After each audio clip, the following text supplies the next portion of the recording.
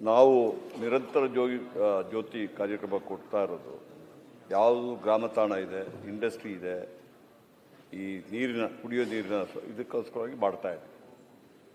ಅಲ್ಲೆಲ್ಲ ನಾವು ಸಂಪೂರ್ಣವಾಗಿ ಎಲ್ಲ ಮನೆಗಳಿಗೂ 3 ಫೇಸಲ್ಲಿ ಕೊಡ್ತೀವಿ. ತಾವು ಕೇಳ್ತಾ ಇರೋದು ತೋಟದ ಮನೆಗಳು, ಅದು ದೂರ ಇರ್ತದೆ. ಅದಕ್ಕೂ ಸಮೇತ ವಿದ್ಯಾರ್ಥಿಗಳಿಗೆ ತೊಂದರೆ ಆಗಬಾರ್ದು, ಮನೆಯವರಿಗೆ ಇದು ಕರೆಂಟ್ಗೆ ತೊಂದರೆ ಆಗಬಾರ್ದು, ಸಿಂಗಲ್ ಫೇಸಲ್ಲಿ ಕೊಡ್ತೀವಿ. ಆ ಸಿಂಗಲ್ ಫೇಸಿಂದ ನಾನು ವಿಚಾರಿಸಿದೆ, ಎಲ್ಲ ಎಕ್ಸೆಪ್ಟ್ IP ಸೆಟ್ಟು ಅಂದರೆ ಜಾಸ್ತಿ ಕರೆಂಟ್ ಬರೋದು ಮಾತ್ರ ಬಿಟ್ಟು ನೀವು ಫ್ರಿಡ್ಜು ಮಾಡ್ಬೋದು, ಲೈಟು ಮಾಡ್ಬೋದು, ಎಲ್ಲ ಅದರಲ್ಲಿ ನಡೀತದೆ. ಬಹುಶಃ ತಾವು ಕೆಲವು ಸಲಹೆಗಳನ್ನು ಕೊಟ್ಟಿದ್ದಾರೆ. ನಾನೀಗ ಎಲ್ಲ ಡಿಸ್ಟ್ರಿಕ್ಟಲ್ಲಿ ಸಮೇತ ಎಲ್ಲ ಜನಪ್ರತಿನಿಧಿಗಳ ಕರೆದುಬಿಟ್ಟು ಮೀಟಿಂಗ್ ಮಾಡ್ತಾಯಿದ್ದೆ. ಇನ್ನೊಂದು 7-8 ಡಿಸ್ಟ್ರಿಕ್ಟಿಗೆ ಹೋಗ್ಬೇಕು, ಬಾಕಿ ಎಲ್ಲ ಮಾಡಿದ್ರೆ ತಮ್ಮಲ್ಲಿ ಸಮೇತ ಬಂದು ಕರೆದು ತಮ್ಮ ಸಲಹೆ ತಗೊಂಡು ನಮ್ಮ ಅಧಿಕಾರಿಗಳು ಇರ್ತಾರೆ, ಅವರೊಟ್ಟಿಗೆ ಚರ್ಚೆ ಮಾಡಿಬಿಟ್ಟು ತಾವು ಹೇಳ್ದಂಗೆ ಪರಿಹಾರ ಮಾಡಬೇಕಾದ್ರೆ ನಿಜವಾಗಿ ನಾವು ಅದು ಒಪ್ಕೊಂಡು ಮಾಡಲಿಕ್ಕೆ ಕ್ರಮ ತಗೊಳ್ತೀವಿ. ವಿನಂತಿ, ತಾವು ಪ್ರಾರಂಭ ಮಾಡ್ತಿಲ್ಲ ಮೀಟಿಂಗು, ಬೆಳಗಾವಿ ಜಿಲ್ಲೆಯಿಂದ ಪ್ರಾರಂಭ ಮಾಡೋದಕ್ಕೆ ವಿನಂತಿ ಇದೆ. ಸಭಾಧ್ಯಕ್ಷರಿಗೆ ನಾನು ಎಸ್ಕಾಪ್ ವ್ಯಾಪ್ತಿಯಲ್ಲಿ ಈಗಾಗಲೇ ಮಾಡಿದ್ದೀನಿ, ಆದರೆ ಅದರಿಂದ ಹೆಚ್ಚು ಪ್ರಯೋಜನ ಆಗೋದಿಲ್ಲ. ನಾನು ಡಿಸ್ಟ್ರಿಕ್ಟ್ ವೈಸ್ ಈಗ ಮೀಟಿಂಗ್ ಮಾಡ್ತಾ ಇದ್ದೀನಿ. ಬೆಳಗಾವಿಯಲ್ಲಿ ಬಂದುಬಿಟ್ಟು ಡಿಸ್ಟ್ರಿಕ್ಟ್ ಮೀಟಿಂಗ್ ಮಾಡ್ತೀನಿ.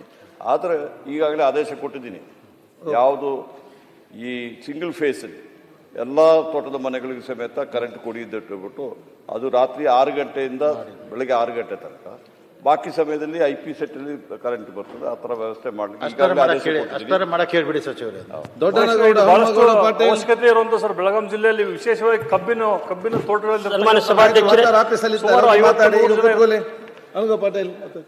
ಸಭಾಧ್ಯಕ್ಷರೇ, ಮಾನ್ಯ ಆರೋಗ್ಯ ಸಚಿವರಿಗೆ 762 ಪ್ರಶ್ನೆ ಕೇಳೋದಕ್ಕೆ ಬಯಸಿದೆ. ಮಾನ್ಯ ಸಭಾಧ್ಯಕ್ಷರೇ, ಉತ್ತರವನ್ನು ಒದಗಿಸಲಾಗಿದೆ. ಮಾನ್ಯ ಸಭಾಧ್ಯಕ್ಷ ಉತ್ತರವನ್ನು ಒದಗಿಸಿದ್ದಾರೆ. ಈಗಾಗಲೇ ಇದನ್ನು ಸಂಪೂರ್ಣ ವಿವರಗಳನ್ನು ಕೇಳಿದೆ, ಯಾವುದೇ ವಿವರಗಳನ್ನು ಕೊಟ್ಟಿಲ್ಲ. ಅದಲ್ಲದೆ ನನಗೆ ಗೊತ್ತಿರೋ ಮಟ್ಟಿಗೆ ಇವರು ಜನವರಿಯಿಂದ 2024 ಜನವರಿಯಿಂದ ನಿಂತಿದೆ ಬಿಲ್ಲುಗಳು ಅಂತ ಹೇಳಿದ್ದಾರೆ. ನನಗೆ ಗೊತ್ತಿದ್ದ ಮಟ್ಟಿಗೆ 2023 ಮೇದಿಂದ ನಿಂತಿದೆ. ಅವ್ರನ್ನ ಕರೆದು ನೀವು ಊಟ ಸ್ಥಗಿತ ಮಾಡ್ತೀವಿ ಅಂತಕ್ಕಂಥ ಮಾತನ್ನು ಪುನಃ ನಮ್ಗೆ ಹೇಳ್ತಾ ಇದ್ದಾರೆ ಅವರು. ಹಾಗಾಗಿ 38 ಕೋಟಿ ಹೆಚ್ಚು ಕಡಿಮೆ ಇದೆ ನಿಮ್ಮ ಬಿಲ್ಲಿದೆ.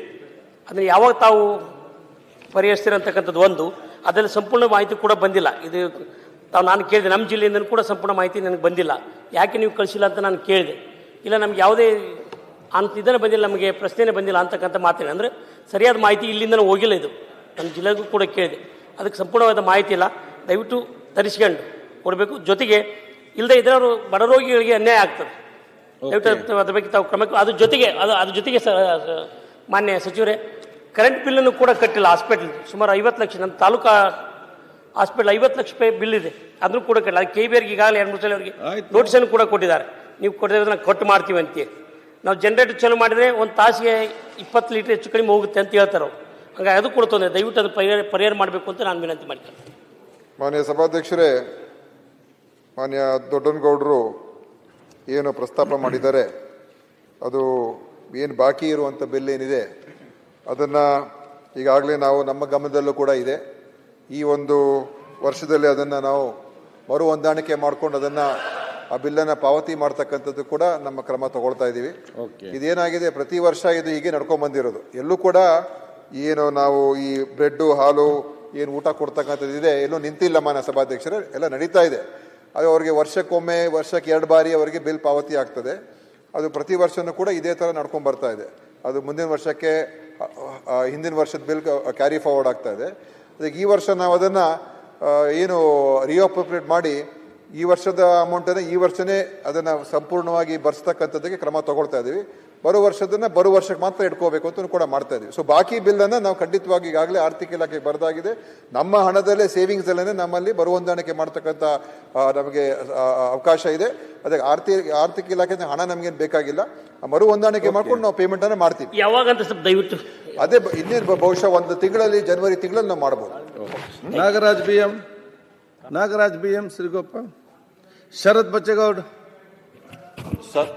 ಹೆಚ್ಚಿನ ವಿಡಿಯೋಗಳಿಗೆ ಪ್ರತಿಧ್ವನಿ ಯೂಟ್ಯೂಬ್ ಚಾನೆಲ್ ಸಬ್ಸ್ಕ್ರೈಬ್ ಮಾಡಿ, ಬೆಲ್ ಐಕಾನ್ ಕ್ಲಿಕ್ ಮಾಡಿ.